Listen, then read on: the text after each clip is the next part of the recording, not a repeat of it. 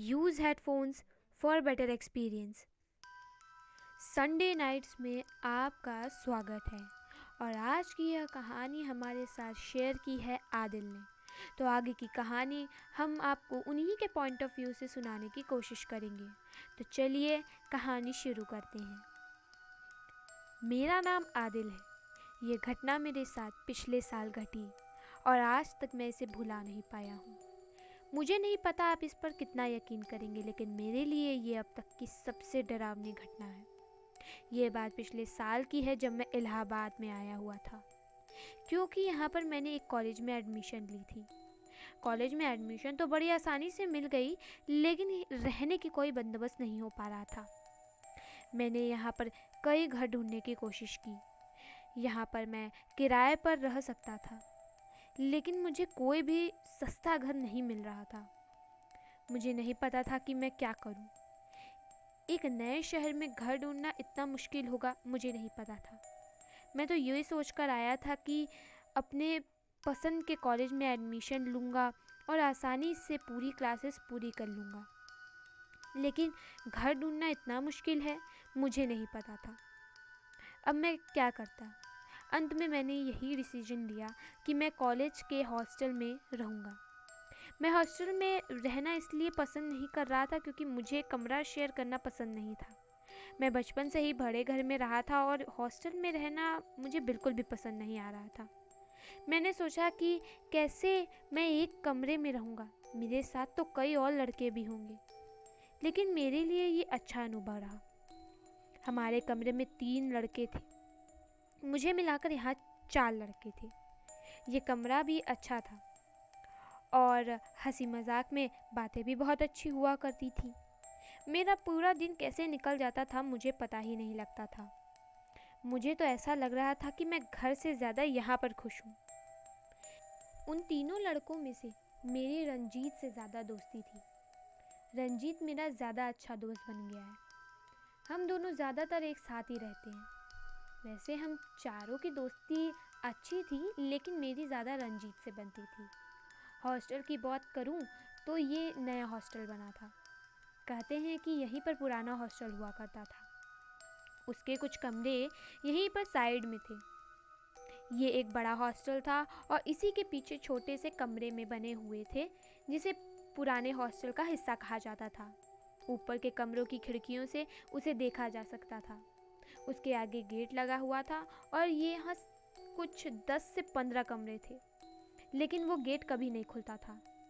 सब यही जानना चाहते थे कि वो गेट कभी क्यों नहीं खुलता। वहाँ पर वार्डन ने यही बताया कि वहाँ भूत प्रेत रहते हैं, इसी कारण वहाँ कोई नहीं जाता। मैं बचपन से ही भूत प्रेतों की कहानियों पर बिल्कुल भी यकीन नहीं करता था। मुझे लगता था कि ये शायद किसी बातूनी की कहानियाँ होती हैं या किसी ऐसी जगह का झूठ बताया होता है जो असल में मौजूद ही नहीं। ये सिर्फ डराने के लिए किया जाता है। मैं हर रोज़ अपने हॉस्टल से उसी गेट के सामने से गुजरता। उसके अंदर से हम देख सकते थे कि वहाँ झाड़ियाँ उगी हुई थी। हॉस्टल के कमरे काफ़ी पुराने लग रहे थे। वहाँ पर पेड़ पौधे की जड़ें ऊपर तक उगी हुई थी। वहाँ पर एक पीपल का पेड़ था, वो काफ़ी साफ सुथरा लग रहा था। यहाँ पर कई कहानियाँ सुनाई जाती हैं कि उस पीपल के पेड़ पर एक बार एक लड़के ने लटक कर अपनी जान दे दी थी। कहते हैं उसी का भूत वहाँ घूमता है। मैं तो इस बात पर यकीन नहीं करता था। इसी के कारण बाकी सब लड़के भी इस पर हंसा करते थे, लेकिन वार्डन भी यही कहता था कि यह सच्ची घटना है। हम इसे सच मान भी नहीं सकते थे। मानते भी कैसे? आखिर किसी ने आज तक भूत को देखा थोड़ी था। वैसे भी उसका गेट हमेशा लगा ही रहता था और उसके आगे भी जो ताला था वो भी जंग खा चुका था। इस कारण शायद कोई अंदर जा भी नहीं पाता। दीवार काफ़ी ऊंची थी, इसलिए दीवार फांद कर ही उस पार जाया जा सकता था। वैसे भी वहाँ अंदर जाना कौन चाहता था। वैसे भी हम रोज़ वहाँ से गुजरते, हम उस पर ज़्यादा ध्यान नहीं दिया करते थे। वैसे भी हम कमरे में ज़्यादातर मस्ती ही किया करते थे। सारे हॉस्टल में सभी ऐसा ही किया करते थे। हम भी एक दूसरे से शर्त लगाया करते थे। वो शर्त पूरा न होने पर हम एक दूसरे को सज़ा देते थे। ये हल्की फुल्की सज़ा होती थी और हम ऐसे ही हर दिन मजाक किया करते थे। ये घटना उस वक्त की है जब उन दो लड़कों ने हमसे शर्त लगाई कि वहाँ पर भूत प्रेत रहते हैं और हम वहाँ नहीं जा सकते। हमने उस बात को हंसी में उड़ा दिया, लेकिन वो कह रहे थे कि अगर हम वहाँ जाएं तो वो हमें 1000 रुपये देंगे। भले ही ये 1000 रुपये काफ़ी कम थे, लेकिन उस वक्त हॉस्टल में ये काफ़ी बड़े लग रहे थे। हम भी यह सोच रहे थे कि वहाँ पर सिर्फ जाना ही तो है, इसमें हमें 1000 रुपये मिल जाएंगे। रंजीत भी मेरी तरफ देख रहा था। वो भी जानता था कि मेरे दिमाग में क्या चल रहा है। वो भी भूत प्रेत पे यकीन नहीं करता था, लेकिन उन लड़कों ने शर्त रखी थी कि अगर हम 1 घंटा वहाँ पर बिताएं तो वो हमें 1000 रुपये देंगे। पहले तो हमें उन पर यकीन नहीं था, क्या पता वो हमें पैसे दें या न दें, लेकिन उन्होंने पहले हमें 500 रुपये दे दी और कहा अगर हम अपनी शर्त पूरी करते हैं तो वो हमें अगले 500 रुपये दे देंगे, और अगर हम वो शर्त पूरी न कर पाते तो हमें 1000 रुपये उन्हें देने होंगे। रंजीत ने मेरी तरफ देखा। मैं भी जानता था कि ये अच्छा मौका है इन्हें हराने का, और इसी बहाने शर्त के पैसे भी मिल जाते। 1000 रुपये से हमारा हफ्ता 10 दिन बड़े आराम से निकल जाता। तो हमने शर्त मान ली। ये वक्त रहा होगा 10 बजे का। हम वार्डन से बचते बचाते हॉस्टल के बाहर आए। वैसे तो हम हॉस्टल के 4 दीवारी के अंदर ही रहते थे। जो पुराने कमरे थे वो भी हॉस्टल के अंदर ही थे, तो हमें ज़्यादा मुश्किल नहीं हुई। इन चारों बाहर आ चुके थे। हमारे सामने वो गेट था जिससे फान कर हम उधर जाना था। वो दोनों लड़के वहीं खड़े हमें देख रहे थे। मैं रंजीत के साथ उस गेट के पास पहुंचा। हम दोनों सोच रहे थे कि हम वहाँ क्या करेंगे।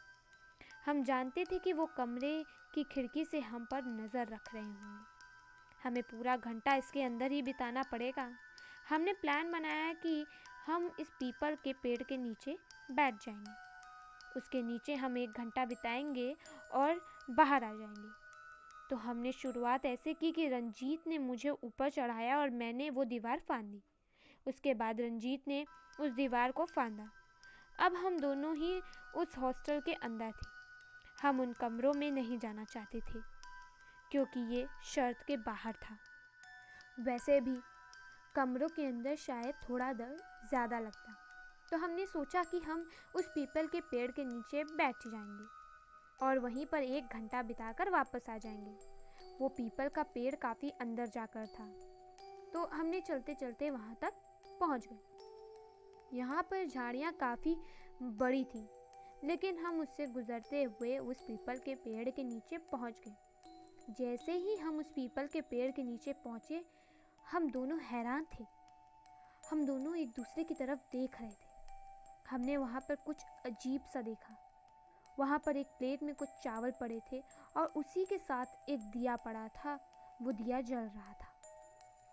हम दोनों हैरान थे कि कौन यहाँ आया होगा।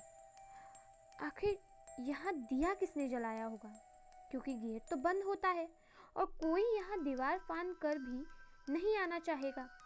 हम तो मजबूर थे। हमने शर्त लगाई थी, लेकिन कौन बेवकूफ़ यहाँ पर चावल और दिया रख कर गया होगा।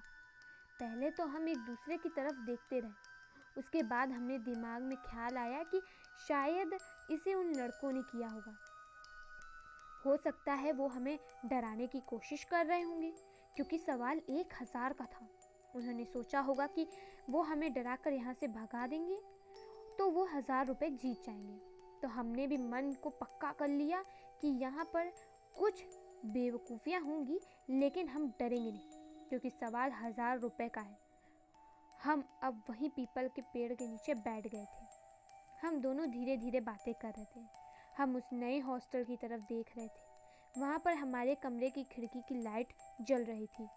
हम जानते थे कि वो लड़के हमें देख रहे हैं, लेकिन अंधेरे में वो ज़्यादा देख नहीं पाते। वो सिर्फ इतना देख सकते थे कि हम यहाँ बैठे हुए। यहाँ पर तो लाइट भी नहीं थी, लेकिन हमें डर नहीं लग रहा था। हम इन बातों पर यकीन थोड़े ही ना करते हैं। हम यहीं बैठकर बातें कर रहे थे। तभी कुछ अजीब सा हुआ। मुझे ऐसा लगा जैसे किसी ने मेरे कंधे पर फूंक मारी हो। मैंने रंजीत की तरफ देखा तो रंजीत तो मुझे थोड़ा दूर बैठा था। उसकी सांस मेरे कंधे तक नहीं आ सकती थी। जैसे ही मैंने उसकी तरफ देखा वो भी मेरी तरफ देखने लगा।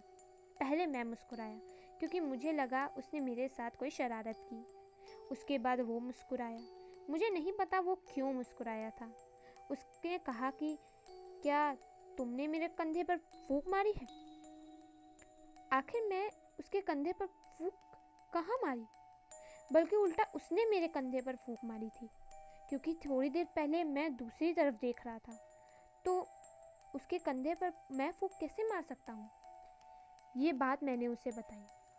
वो मेरी तरफ थोड़े शक की निगाह से देख रहा था। वैसे भी हम हॉस्टल में ऐसा ही मजाक किया करते हैं।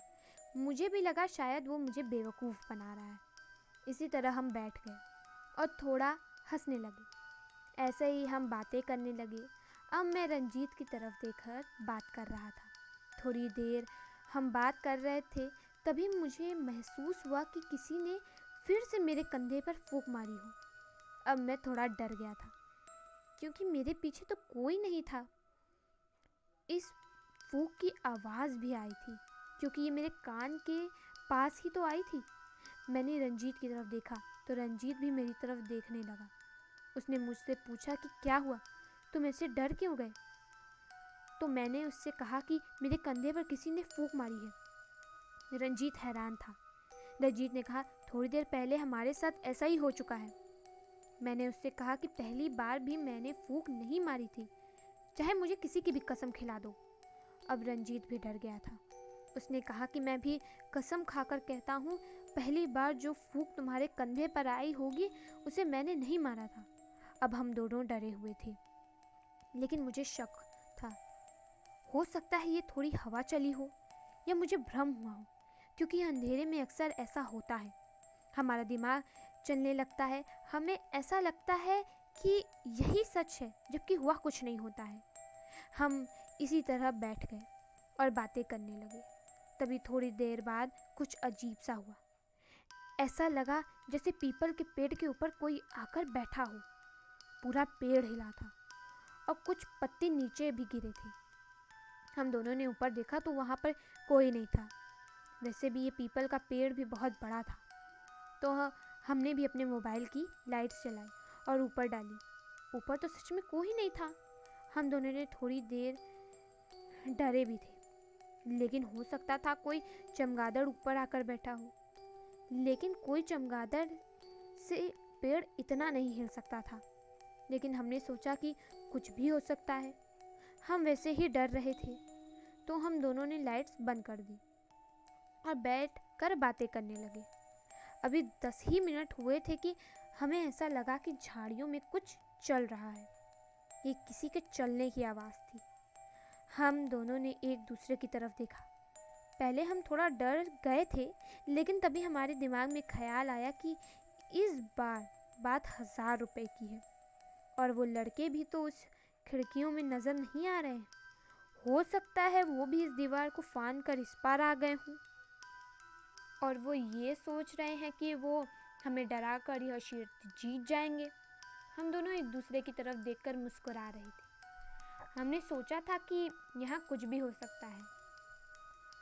ये वो लड़के ही हो, और हो सकता है कोई कुत्ता या बिल्ली वहाँ घूम रहे हो। तो मैंने नीचे पड़ा एक छोटा सा डंडा उठा लिया। हम सोच रहे थे कि कुछ भी हुआ तो हम उसे मारेंगे।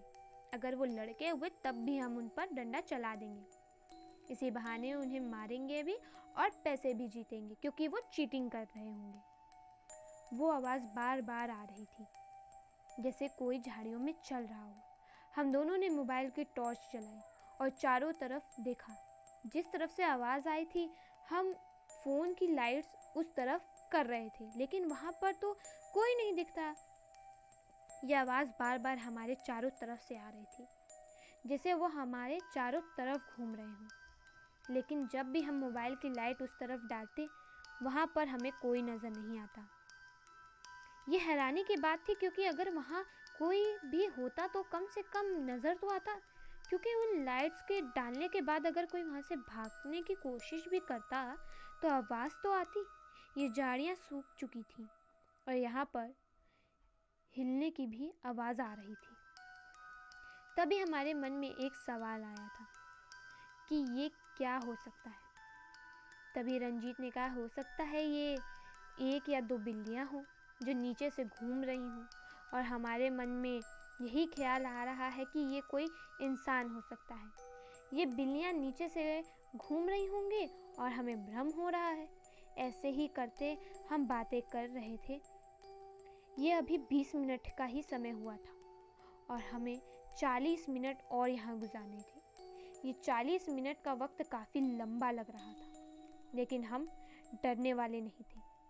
हम जितना ही यहाँ, अब हम थोड़ी देर के लिए चुप हो गए थे। रंजीत बार बार इधर उधर देख रहा था। मुझे लग रहा था शायद वो डर रहा है, और डरना भी चाहिए। इस तरह अंधेरे में एक पीपल के पेड़ के नीचे जिसकी कहानियाँ सुनाई जाती है कि यहाँ भूत प्रेत रहते हैं, वो हम वहीं पर बैठे थे। इसी कारण हमारे दिमाग में भी तो ये सब चल रहा था। हो सकता है रंजीत ऐसे ही डर रहा हो। रंजीत का मुंह दूसरी तरफ था। तभी मुझे हंसने की आवाज़ आई। ये आवाज़ रंजीत से आई थी। मैंने भी रंजीत से पूछा, तुम क्यों हंस रहे हो? रंजीत का जवाब था, मैं कब हंसा? मैं भी उसको देखकर हैरान था। मुझे भ्रम नहीं हुआ था क्योंकि ये हंसी कम नहीं थी, ये काफ़ी ऊंची हंसी थी। मैं चुप कर गया क्योंकि हो सकता है रंजीत मेरे साथ मजाक कर रहा है। थोड़ी देर बाद दोबारा हंसी की आवाज़ आई। यह आवाज़ फिर से रंजीत की तरफ से ही आ रही थी। मैंने रंजीत की तरफ देखने लगा। रंजीत भी मेरी तरफ देख रहा था। रंजीत ये देख रहा था कि मैं उसे घूर क्यों रहा हूँ। तो मैंने रंजीत से कहा कि डरा मत, पहले ही मैं बहुत डरा हुआ हूँ। इस तरह से हंस मत। रंजीत का जवाब फिर से वही था कि मैं हंस नहीं रहा, ये आवाज़ मेरी नहीं हो सकती है। मैंने भी हैरान था कि ये आवाज़ कहाँ से आ सकती है, लेकिन मुझे पता था कि ये आवाज़ आ तो रंजीत की तरफ से ही है। रंजीत ने भी कहा कि आवाज़ तो मैंने भी सुनी थी इस बार, लेकिन ये मैं नहीं हंसा। मैं पक्का कहता हूँ, अब मुझे थोड़ा डर लगने लगा था कि ये आवाज़ कहाँ से आ सकती है। यहाँ पर हमारे सिवा कोई और तो मौजूद ज़रूर है, और वो कुत्ता और बिल्ली तो बिल्कुल नहीं हो सकते, क्योंकि ऐसी आवाज़ कुत्ते और बिल्ली की नहीं होती बल्कि किसी इंसान की होती है। जब हम दोनों चौकन्ने हो गए थे। ऐसे ही हम थोड़ी देर बैठे रहे। अब समय 22 मिनट का हो गया था। तभी मेरी अचानक से हंसी निकली। ये हंसी छोटी सी थी और ना ही मुझे गुदगुदी हो रही थी, थोड़ी ज़ोर से हंसा। पहले तो मुझे ऐसा भ्रम हुआ जैसे कोई हंसा हो, लेकिन मेरा हाथ मुंह पर ही था। ये मैं ही हंसा था। तभी रंजीत मेरी तरफ देखने लगा और कहने लगा, यार तू बार बार हंस क्यों रहा है? मैंने भी रंजीत को कहा कि इस बार मैं ज़रूर हंसा हूँ, पहले मैं नहीं हंसा था, और इस बार भी मुझे कैसे हंसी आई मुझे खुद नहीं पता। मैं नहीं हंस रहा, ये जैसे अपने आप ही हो रहा था। इतना ही कहा था कि मेरी फिर से हंसी निकल गई। मैं तो डरा हुआ था कि ये हंसी कैसे निकल रही थी। मैं खुद हैरान था, इसलिए मैं और ज़्यादा डर रहा था क्योंकि ये कुछ अजीब हो रहा था। ऐसे ही हम बातें कर रहे थे और थोड़ी डर रहे थे क्योंकि पहली बार हमने ऐसा कुछ महसूस किया। हम दोनों बार बार एक दूसरे की तरफ देख रहे थे।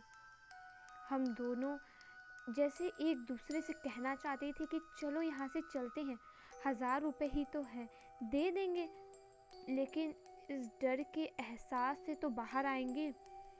हम ऐसे ही एक दूसरे की तरफ देख रहे थे और मुझे पीछे से जैसे एक झटका सा लगा, जैसे किसी ने मुझे धक्का दिया हो। मैं आगे रंजीत की तरफ गिरा।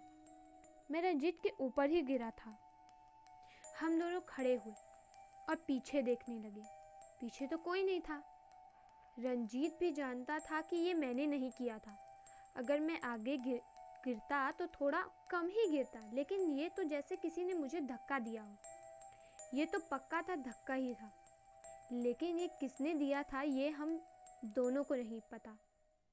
रंजीत वैसे भी मेरी ही तरफ देख रहा था। उसने कहा कि उसने मेरे पीछे किसी को नहीं देखा, लेकिन यकीनन मुझे किसी ने धक्का ही दिया था। अब हम दोनों डर रहे थे। अब हमें कोई भ्रम नहीं हो रहा था, क्योंकि भ्रम सिर्फ दिमाग को ही हो सकता है, शरीर को नहीं। अब हम कुछ एहसास भी कर पा रहे थे जो शारीरिक था। अब हम दोनों चुप कर गए थे और बार बार एक दूसरे की तरफ देख रहे थे। हम सोच रहे थे कि पता नहीं कि इतना समय अब हम और क्या क्या होगा। समय भी अभी आधा ही घंटा हुआ था। अभी हमें आधा घंटा और निकालना था, तभी हम जीत पाते। हमारा मन तो कह रहा था कि अभी चलते हैं, लेकिन हम अपनी बेइज्जती भी नहीं कराना चाहते थे। हो सकता है ये हमारा भ्रम हो, और वैसे भी हम पर कौन सा यकीन करता। वो लड़के तो वैसे भी हम पर हंस रहे होते, इसीलिए हम इसी तरह बैठे थे। और तभी मेरे कान में एक फुसफुसाहट सी हुई। ये फुसफुसाहट पीछे से हुई थी। मैं एकदम से खड़ा हो गया। रंजीत बैठा ही मुझे देख रहा था। वो जानता था कि ज़रूर मेरे साथ कुछ तो हुआ है, तभी मैं ऐसे खड़ा हूँ। रंजीत जानना चाहता था कि मेरे साथ क्या हुआ है। तो मैंने रंजीत को कहा कि किसी ने मेरे कान में फुसफुसाया है। रंजीत ने कहा, कौन हो सकता है? यहाँ पर तो कोई नज़र नहीं आ रहा। ये कुछ तो गड़बड़ हो रहा है। इस बात तो कुछ ज़्यादा ही हो रहा है। मैं रंजीत के सामने ही खड़ा था और वो मेरे पीछे खड़ा था। तभी हमारे साथ कुछ ऐसा हुआ जिसने हमें दहशत में डाल दिया। मैंने अपनी आँखों से देखा जैसे किसी ने रंजीत को उसकी शर्ट के पीछे से पकड़ा और पीछे खींचकर ले गया हो। ये कोई झटका नहीं, बल्कि उसने रंजीत को लगभग 5 से 10 फीट तक खींचा है। ये कोई भी हो सकता है, लेकिन ये इंसान नहीं हो सकता। मैं रंजीत के बिल्कुल सामने खड़ा था और मुझे कोई नज़र नहीं आया था, लेकिन ऐसा ही था जैसे किसी ने रंजीत को खींचा हो। जैसे ही रंजीत 10 फीट पीछे गया, तभी वो मेरी तरफ भागा। रंजीत अब बस यही कह रहा था कि मुझे यहाँ नहीं रुकना, मुझे यहाँ नहीं रुकना। मैं भी रंजीत को कह रहा था कि हमें जाना ही होगा। पैसे का जुगाड़ हम कहीं से भी कर देंगे, लेकिन हम यहाँ पर रुक नहीं सकते। ये भूत प्रेत की सच्ची घटना है, ये कोई भ्रम नहीं हो सकता। अगर हम यहाँ 1 घंटा रुके तो पता नहीं यहाँ पर क्या हो सकता है। रंजीत तो मेरे आगे से निकल गया और उस गेट की तरफ भागा। मैंने जैसे ही मुंह पीछे घुमाया तो जैसे किसी ने मेरा हाथ पकड़ लिया। मेरा डर के मारे बुरा हाल था। मैं यहाँ से भागना चाहता था, लेकिन उसने तो मेरे बाह को पकड़ा हुआ था। मैंने जैसे ही मुंह पीछे घुमाया तो मुझे पहली बार कोई नज़र आया। ये कोई इंसान नहीं था, ये कुछ तो था, लेकिन बहुत ही अजीब था। ये एक परछाई सी थी जो हल्की सी रोशनी में नज़र आ रही थी। इस परछाई की लाल आंखें थी और वो जल रही थी जैसे आग, बिल्कुल आग के जैसे ये आंखें लाल थी। मैंने एक झटके से अपना हाथ छुड़ाया और वहाँ से भागा। मैं वहाँ से भागकर गेट की तरफ गया। मैंने अपने सामने देखा था कि रंजीत वो दीवार फांद गया और वो गेट के आगे भागे जा रहा है, लेकिन मैं इस गेट के इसी तरफ था। मेरे डर के मारे बुरा हाल था। मेरे मन में अजीब अजीब ख्याल आ रहे थे कि रंजीत तो यहाँ से भाग गया, लेकिन मुझे तो अभी वहाँ से बाहर जाना है। मैं भागकर गेट की तरफ गया और बड़े ही मुश्किल से मैंने वो दीवार फांदी। मैं दीवार फांदकर गेट के आगे भागे जा रहा था। मैं अपने हॉस्टल की तरफ भाग रहा था। मेरी हिम्मत तक नहीं हुई कि मैं पीछे मुड़कर देखूं। मैं बस भागे जा रहा था। जैसे ही मैं अपने हॉस्टल में एंटर किया, मैंने देखा वो लड़के नीचे ही बैठे हुए थे और हमारी तरफ देखकर मुस्कुरा रहे थे। हम दोनों के तो होश ही उड़ गए थे। हमारे तो जैसे चेहरे का रंग ही उड़ गया था। वो दोनों हमें देखकर हंसने लगे। उनकी हंसी देखकर हमें भी शर्मिंदगी हो रही थी, लेकिन हम कर भी क्या सकते थे। हमने उनसे यही कहा कि सच में वहाँ पर भूत प्रेत है। हम पैसों के लिए नहीं कर रहे हैं, लेकिन सच में वहाँ भूत प्रेत हैं और हम वहाँ 1 घंटा रुक नहीं सकते थे। हम हार मानते हैं। वो लड़के भी हमारी तरफ देखकर हंस रहे थे और उनमें से एक लड़के ने कहा कि हम जानते हैं कि वहाँ भूत प्रेत है। उसने कहा उसका बड़ा भाई 2 साल पहले इसी हॉस्टल में आया था। उसके साथ भी कुछ ऐसा ही हुआ था। उन्होंने भी शर्त लगाई थी और वो दीवार फांदकर उस तरफ गया था। वो उस जगह पर 45 मिनट तक रुका था और जब वो वापस आया तो उसके शरीर पर खरोच के निशान थे। वो कह रहा था कि वो 1 घंटा वहाँ कोई नहीं रुक सकता था। उसने तो खुद उस भूत से बात की थी। वो भूत उसी लड़के का था जिसने वहाँ आत्महत्या की थी। मैं खुद डरा हुआ था, तो मैंने उससे कहा कि तुम्हें मुझे ये बात क्यों नहीं बताई। तो उसने कहा कि वो अपने भाई की बात पर यकीन नहीं करता था। वैसे भी उसका भाई बहुत बातूनी था। हो सकता है वो किसी से पिट कर आया हो, लेकिन तुम्हारी बातों से हमें यकीन हो गया है कि मेरे भाई के साथ भी कुछ ऐसा ही हुआ था। हम चारों हॉस्टल के बाहर खड़े ऐसे ही बात कर रहे थे। हम दोनों की तो हालत पतली थी, जबकि वो दोनों मुस्कुरा रहे थे। ऐसे ही हम अपने कमरे की तरफ चले गए। आज भी इस हॉस्टल में रहता हूँ मैं, और रात को 9 बजे के बाद कभी हॉस्टल से बाहर तक नहीं निकलता और दिन के वक्त उस गेट के उस पार तक भी नहीं झांकता। ये मेरी ज़िंदगी की सबसे डरावनी घटना है और मुझे यकीन है कि रंजीत की भी ज़िंदगी की सबसे डरावनी घटना रही होगी, और भगवान करे कि ऐसी घटना हमारे साथ फिर कभी ना हो। तो ये थी आदिल की कहानी। मिलेंगे अगले संडे एक ऐसी ही कहानी, एक ऐसे ही वीडियो के साथ। तब तक के लिए